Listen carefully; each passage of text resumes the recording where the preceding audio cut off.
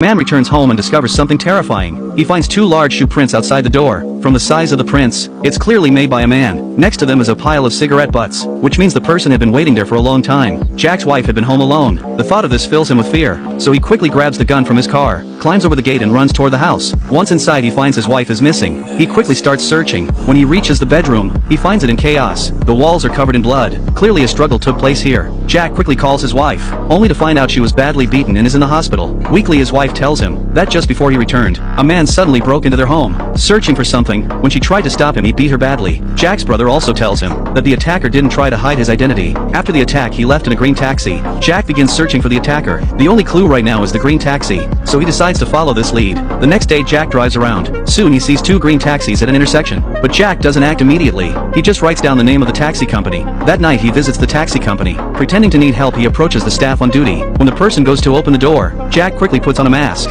and threatens the staff with his gun. He then accesses the company's computer and pulls up the vehicle records. He finds that one car had been to his house. The driver of this car is a young man named Tom. Jack flips through the driver's file and finds Tom's photo. The next morning, Jack waits outside the taxi company. When he sees Tom drive off in a taxi, he immediately follows him. When Tom pulls over on the side of the road, Jack walks up to him, pretending to urgently need a taxi. Once inside, he gives a random address and tells Tom to drive, but they don't go far. Jack pulls out a gun. Tom freezes when he sees the gun. Jack asks him about the job he did at his house 3 days ago, because it was a long-distance ride. Tom remembers it clearly. He tells Jack that the passenger was a big muscular man. That afternoon, the man got into his car right after leaving the airport and gave him an address to a manor. Once they arrived, the man told Tom to wait outside. About an hour later, he came out of the manor, and then they drove back to the airport. Tom tells Jack everything he knows. Then he starts begging for his life, but to his surprise, Jack raises his gun and pulls the trigger.